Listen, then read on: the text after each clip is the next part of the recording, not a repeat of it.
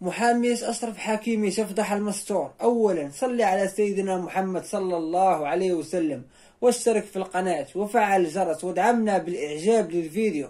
تحدثت محامية أشرف حكيمي عن مستجدات أشرف حكيمي في القضية المتهم فيها في اغتصاب فتاة فرنسية تبلغ من العمر 24 عاما. وقالت المحامية في تصريحات إعلامية: حكيمي حاليا بريء وخضوعه للتحقيق يعني أن القضاء يبحث في الملف جيدا مع وضعه تحت المراقبة القضائية من قاض متخصص. وتابعت: القاضي قرر وضع أشرف حكيمي تحت المراقبة القضائية من دون وضع سوار إلكتروني في يده، لأنه يعلم حاجته للسفر مع منعه من أي اتصال مع الشابة المشتكية، ولكنه ليس ممنوع من ممارسة عمله.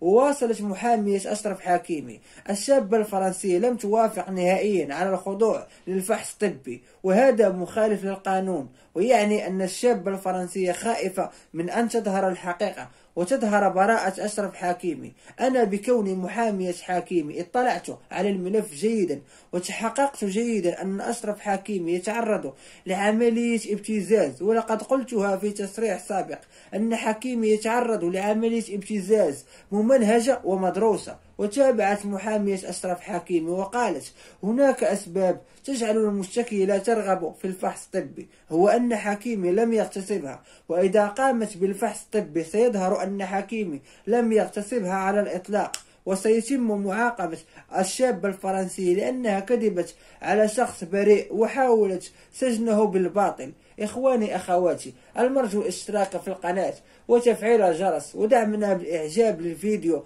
والسلام عليكم ورحمة الله وبركاته.